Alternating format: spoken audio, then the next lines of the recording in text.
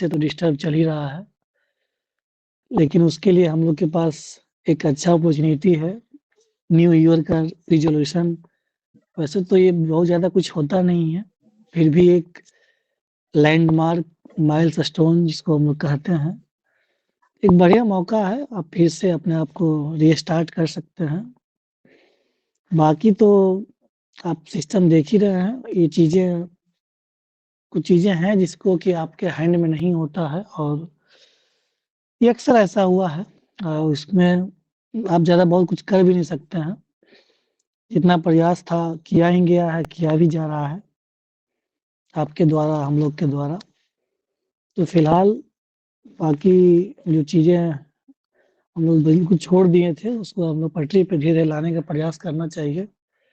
Paper तो ज़रूर अब शुरू कर दें पढ़ने के लिए।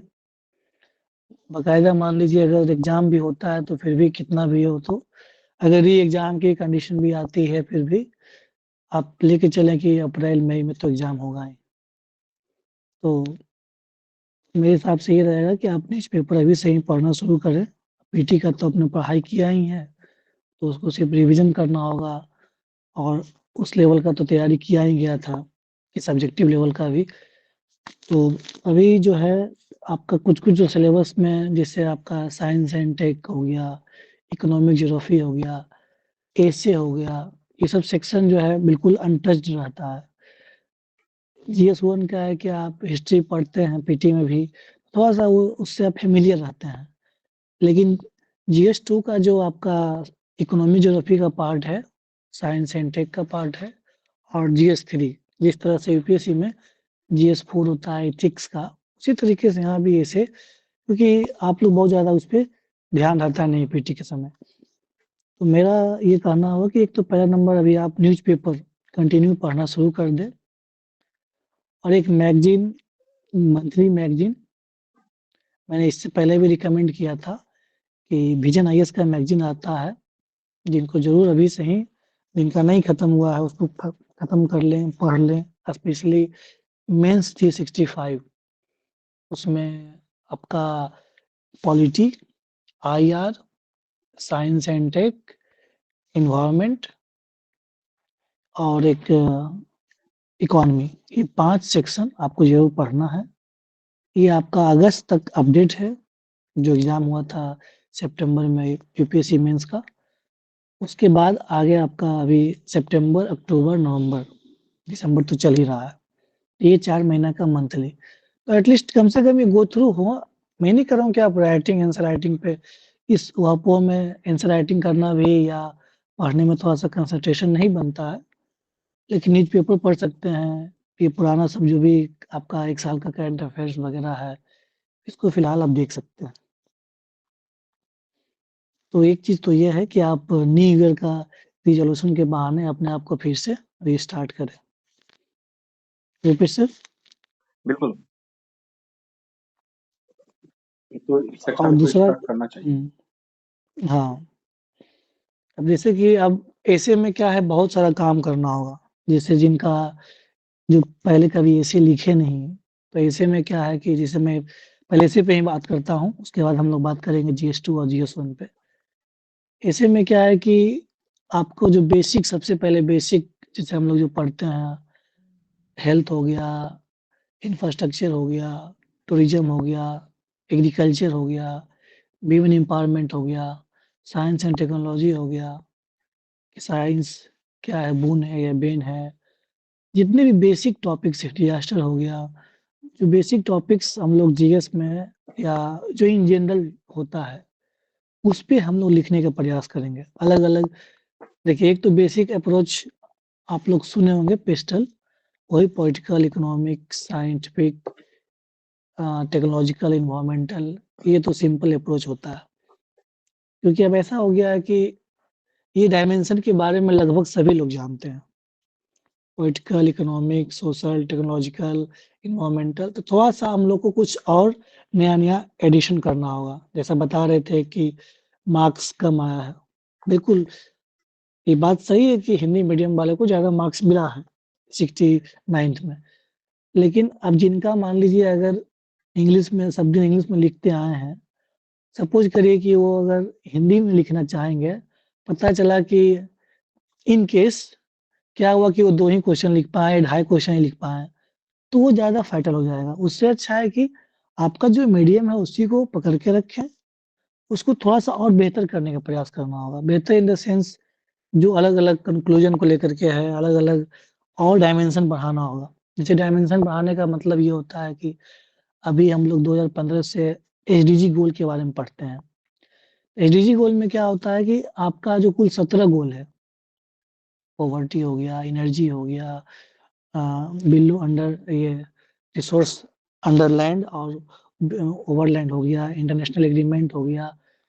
उस कॉन्टेक्स्ट में भी आप जैसा क्वेश्चन रहेगा उस कॉन्टेक्स्ट में आप ऐसे लिख सकते हैं। ये आपका वो डायमेंशन बढ़ाने का है कि किस बाकी एक होता है तरीका कि कंटेम्पोरेरी अप्रोच होता है, contribution of family, contribution of organisation, contribution of individual, contribution of nation और ये ग्लोबल वर्ल्ड। तो अलग-अलग डायमेंशन है, अलग-अलग आपका कॉन्टेक्स्ट में बात कर सकते हैं। बाकायदा कब होगा? जब आपके पास उतना कंटेंट होना चाहिए। कंटेंट रहेगा तभी आप अलग-अलग प्रकार से सोच पाएँगे, अलग-अलग डायमेंशन में लिख पाएँगे। अब इस डायमेंशन में भी मान लीजिए आप बात करते हैं सोशल का, तो उसमें भी सब डायमेंशन होता है। जैसे आपका हो गया सोशल में जब आप बात करेंगे तो क्या बात करेंगे? वीमेन का बात करेंगे, चाइल्ड का बात करेंगे, आप उधर सोसाइटी का बात करेंगे, रिलीजन का बात करेंगे, तो उसमें भी सब डायमेंशन हो सकता है। लेकिन ये सब माइंड में आपको पता होना चाहिए, कैसे हम लोग उसके साथ-साथ लिंक करेंगे उसमें। बहुत सारा टर्म होता है इंटरलिंक करने का, लिटरेसी, कनेक्टिवली, हाउएवर बहुत सारा है कि कैसे आप एक डायमेंशन के बाद हम दूसरे डायमेंशन पे कैसे आ रहे हैं और उसको कैसे हम लोग इंटरकनेक्ट कर पा रहे हैं। तो ये चीज़ भी है, कंक्लूजन को भी तैयार करना होगा, बहुत सारा कंक्लूजन है। एक हम लोग कांसेप्ट पढ़ते हैं एसे में द मैराथन रनर। ये मतलब ये आपको ध्यान रख सकते हैं, याद रख सकते हैं। इसमें क्या होता है कि you can choose to approach challenge like a marathon runner. मतलब क्या होता है कि आप मतलब धीरे-धीरे ही एफर्ट लगा रहे हैं, लेकिन एक लंबे समय तक एफर्ट लगा रहे हैं। मैराथन क्या करता है? मैराथन में क्या होता है कि दौड़ना होता है, लेकिन बहुत ज़्यादा स्पीड में नहीं दौड़ना होता है, लेकिन वो लंबे समय तक 2 घंटे, 5 घंटा का 5 किलोमीटर का रन होता है। तो आपकी लास्ट में लॉजिकल में मान लीजिए आपका साइंस के बारे में बात हो रहा है या थॉट्स के बारे में बात हो रहा है, उस तरह का फिलोसॉफिकल एसे है, तो उसमें आप डाल सकते हैं कि द मैराथन रनर कांसेप्ट जो है ये थीम। एक होता है द बटरफ्लाई इफेक्ट। ये सब कांसेप्ट है, कंक्लूजन में आप डाल सकते हैं कि भले ही वो इफेक्ट थोड़ा-सा ही हो, लेकिन अगर इसको लंबे समय तक इम्प्लीमेंट किया जाए, तो एक बड़ा बदलाव ला सकता है। ये सब चीज़ें हैं, हम लोग डिटेल में पढ़ेंगे, समझाएँगे। जब हम लोग क्लास करना स्टार्ट करेंगे तो इन ये सब हाँ, चीजों पे एक-एक करके आपको बाकायदे बताया जाएगा। 10 तरीके के हम लोग ऐसे लिखते हैं, जैसे कि सबसे पहले जब स्टार्ट करेंगे तो अमूर्त विषयों पे, फिर आप राजनीतिक विषयों पे, प्रशासनिक विषयों पे आधारित, आर्थिक विषयों पे आधारित, फिर जो इकोलॉजी की जिसको पारिस्थितिकी बोलते हैं, उस पे आधारित, फिर जो ज्योग्राफिकल है, उस पे आधारित, कुछ अंतर्राष्ट्रीय संबंधों पे, फिर विज्ञान और तकनीक से जुड़े विषयों पे, सांस्कृतिक और सामाजिक विषयों पे। इस तरीके से पहले छोटे-छोटे इन विषयों पे हम लोग जो है कि ऐसे का अच्छे से प्रैक्टिस करेंगे। उसके बाद फिर जो है कि एक-एक करके हर सेक्शन पे अच्छा-अच्छा ऐसे लिख के देखेंगे। पहले बहुत आसान-आसान ऐसे आपको दिया जाएगा जब हम लोग पढ़ना स्टार्ट करेंगे, जैसे धर्मनिरपेक्ष है, पंथनिरपेक्ष है, उसके बाद फिर क्या कहते हैं नगरीकरण है, बहुत ही आसान आपको लगेगा। उसके बाद फिर हम लोग जो है कि धीरे-धीरे अंदर की ओर बढ़ेंगे, तब फिर जो है कि जो बीपीएससी में 3 ऐसे पूछा जाता है, आप सभी इससे वाकिफ हैं। तो पहले एसे 1 और एसे 2 का प्रैक्टिस करवाएँगे। इतना करवाने के बाद फिर हम लोग एसे 3 जो है कि बिहार के लोकोक्तियों के ऊपर है कि मूस मटैयें लौड़ा हुई हैं, ना हाथी ना घोड़ा हुई हैं। इस तरीके से पानी में क्या कहते हैं मछली और सूखे में बकरा। इस तरीके के जो एसे आते हैं, इसके ऊपर जो है कि हम लोग काम करने का शुरुआत करेंगे। और ये जो बीपीएससी वाला एसे है, इसकी सौभाग्य हम लोगों को है कि अभी तक करीबन हमारे पास साढ़े 6 या 700 ऐसे लोकोक्तियाँ हैं हमारे पास बिहार की। और उस लोकोक्ति में से पिछले 2 बार के जो एग्जामिनेशन हुए हैं, उसमें एकाध 2-3 लोकोक्ति करके जो है कि आ गया है। 67वीं में तो क्या क्या कहते हैं 68वीं में भी आया है, 69वीं में भी आया है। तो ये सौभाग्य अच्छा रहा, मतलब कि इसको मैं अपना क्रेडिट नहीं ले रहा हूँ कि मैंने जो पढ़ाया वही आ गया, ऐसा हम लोग कभी बोलने में जो है कि विश्वास नहीं करते हैं। संयोग से वो लड़ गया है। और चूंकि से 600-650 लोकोक्तियां बहुत होती है, वो अलग अलग भाषाओं में, जैसे अंगिका में है, मैथिली में है, बज्जी में है, भोजपुरी में है, मगही में है।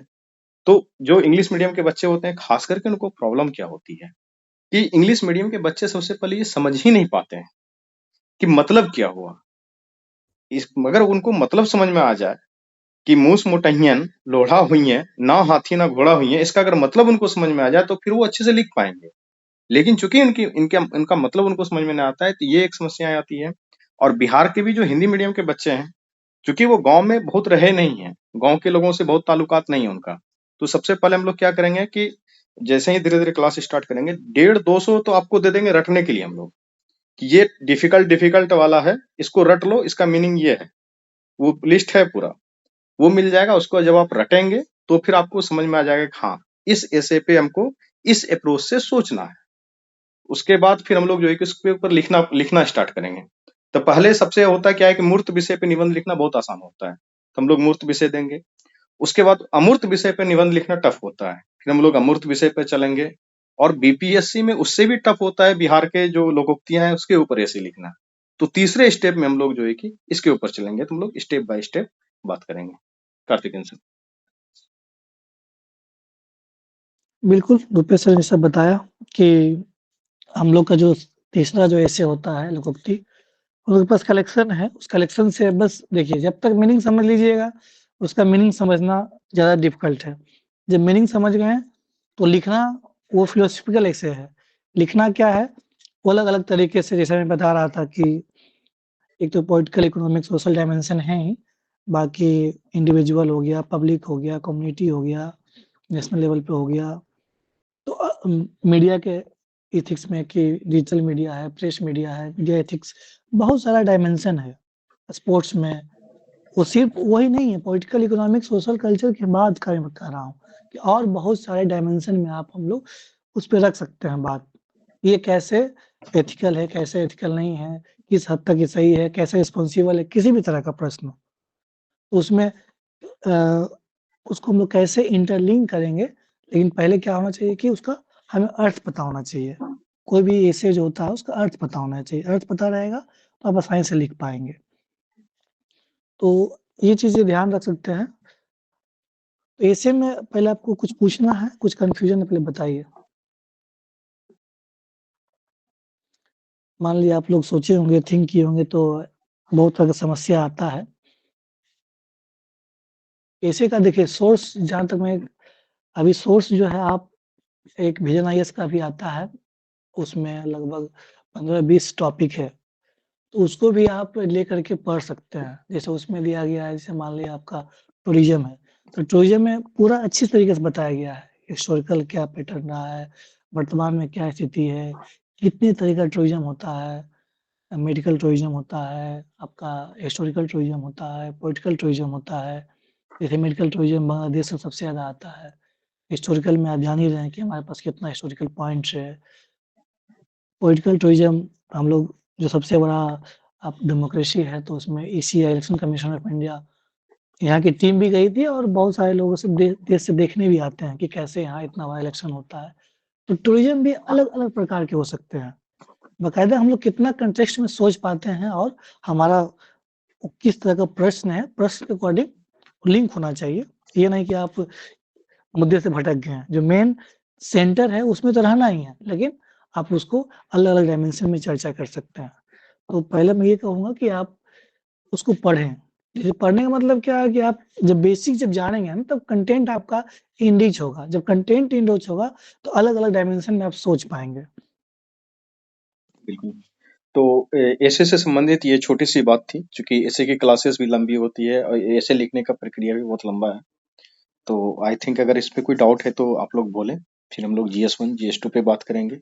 फिर आपकी पढ़ाई जो डिस्टर्ब हुई है, मेंटली जो डिस्टर्ब हैं आप लोग, उसके बारे में चर्चा करेंगे। और लास्ट में आपके सारे सवाल हम लोग लेंगे। सारे सवाल जब तक खत्म नहीं हो जाएंगे तब तक हम लोग इस सेशन से जाने वाले नहीं हैं, चाहे 12 बज जाए रात, चाहे 1 बज जाए रात, उससे फर्क नहीं पड़ता हम लोगों को। ठीक है। तो ऐसे में कोई समस्या? हाँ, मनु बोलिए। सर जैसे जब मेरे पास एक बुक है दृष्टि का जो मैं ली थी, हाँ, तो उसमें जो वर्ड का जो सिलेक्शन है वो बहुत अच्छे लेवल का वर्ड है। लेकिन जब जैसे मैं पढ़ती हूँ तो वो समझ में अच्छे से आ जाता है। बट जब मैं लिखती हूँ उसको, तो वो फिर नॉर्मल जैसे मैं बोलचाल में यूज़ करती हूँ वो सब वर्ड आ जाते हैं।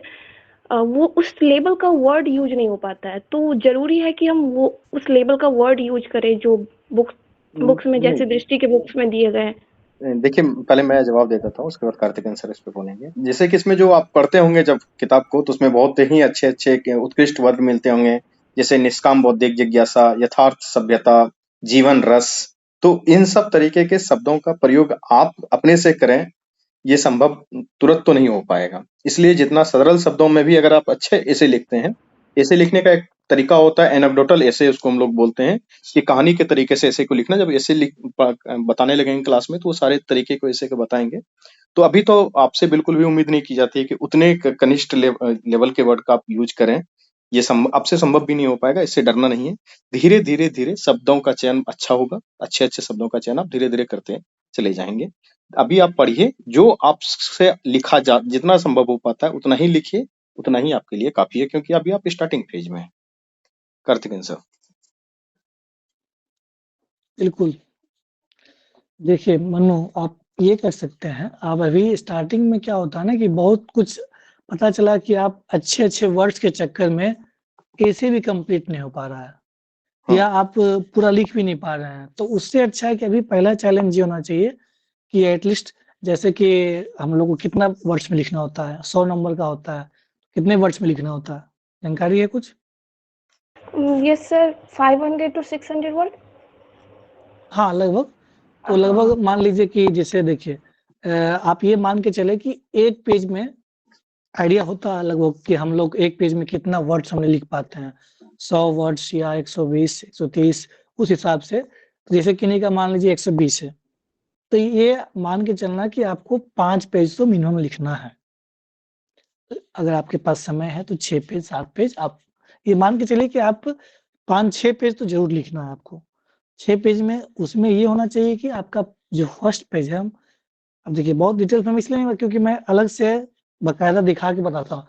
फर्स्ट पेज में क्या है कि आपका इंट्रोडक्शन होना चाहिए। इंट्रोडक्शन में भी कैसे होना चाहिए? बहुत तरह का इंट्रोडक्शन होता है। हिस्टोरिकल हो सकता है, कंटेम्परेरी हो सकता है, एनेक्डोट के माध्यम से हो सकता है, कोट्स के माध्यम से भी हो सकता है। आप या 5वां तरीका क्या है? जनरल आप डेफिनेशन दे सकते हैं। जैसे मान लीजिए साइंस का ही बात कर लिया, टूरिज़्म का बात हो गया, हेल्थ का बात हो गया, उसको आप डिफाइन कर सकते हैं कि जी हेल्थ का चर्चा हिस्ट्री में कैसे किया गया, वर्तमान में क्या है। वर्तमान में हेल्थ का मतलब सिर्फ एलोपैथी नहीं है, योगा भी है, आयुर्वेदा भी है।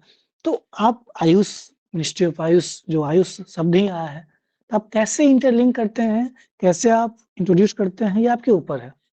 कोई एनेक्डोट के माध्यम से कर सकता है, बाबा रामदेव का जैसे कैसे कितना इम्पोर्टेंस है हेल्थ का।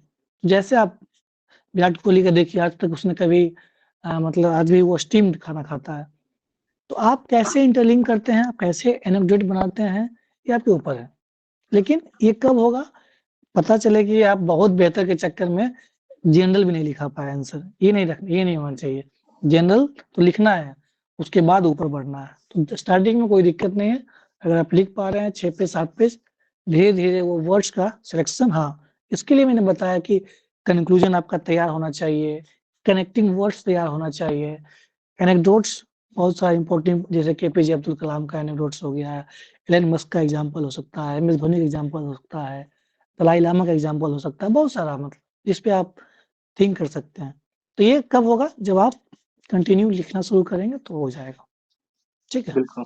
और जो सर बेसिक, हाँ, सर एक और था, जैसे मैं जब लिखती हूँ तो जैसे मैंने रीड किया, तो उसमें जो मुझे लगा कि ये सब वर्ड्स बहुत सही है तो इस वर्ड को मैं यूज कर सकती हूँ, तो उसको जब मैं अंडरलाइन कर लेती हूँ, जब मैं लिखती हूँ तो वो देखते रहती हूँ कि इस वर्ड का यूज मैं कैसे कर सकती हूँ।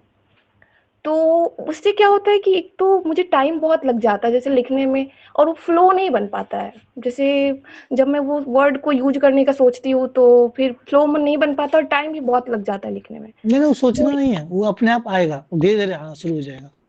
उसके लिए अच्छा, ज़्यादा तो मैं हाँ, एम्फसाइज़ नहीं करना। देखिए, आप कनेक्टिंग वर्ड्स याद रख सकते हैं, कंक्लूजन का ध्यान रख सकते हैं, इंट्रोडक्शन याद रख सकते हैं, यानी कोट्स याद रख सकते हैं, लेकिन वर्ड्स को इंडल्ज करने के लिए, उसको याद रखने के लिए उसको माइंड को प्रेशर नहीं देना है। वो अपने आप धीरे-धीरे आपके हैबिट में आएगा।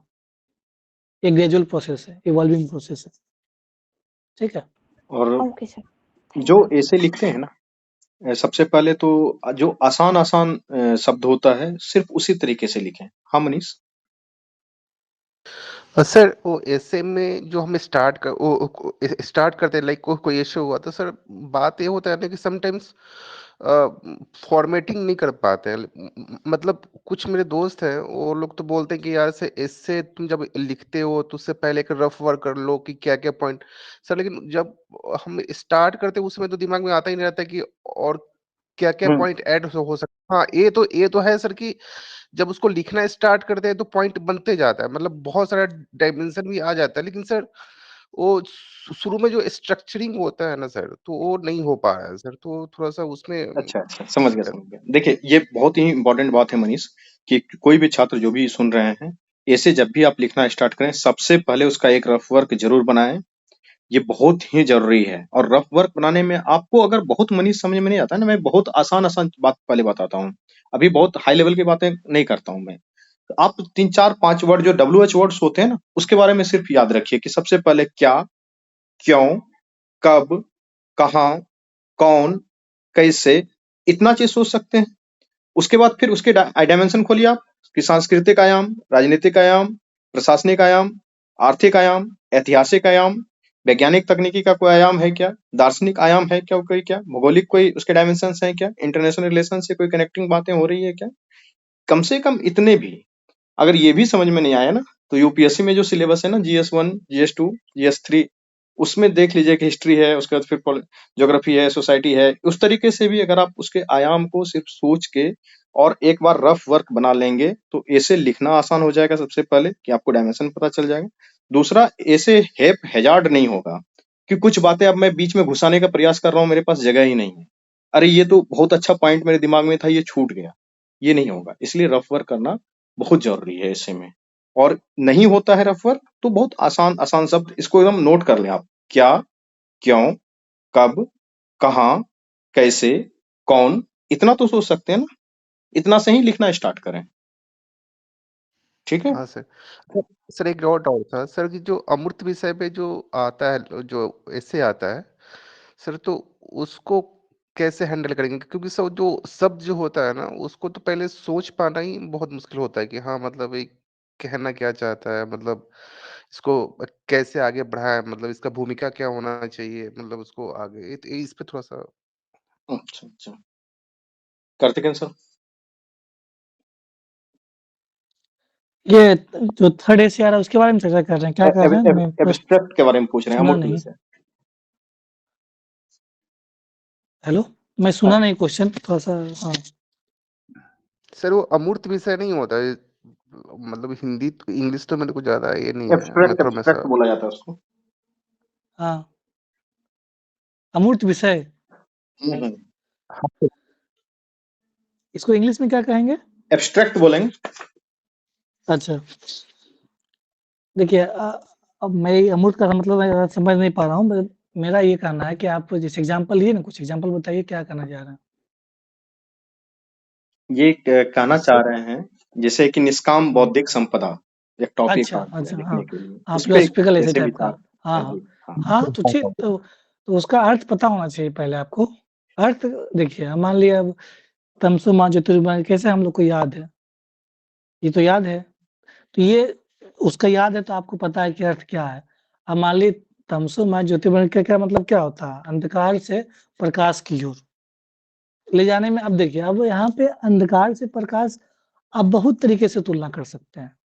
कैसे कर सकते हैं? जैसे सपोज़ करिए, आप मान लीजिए कि कोई संस्था है, ठीक है?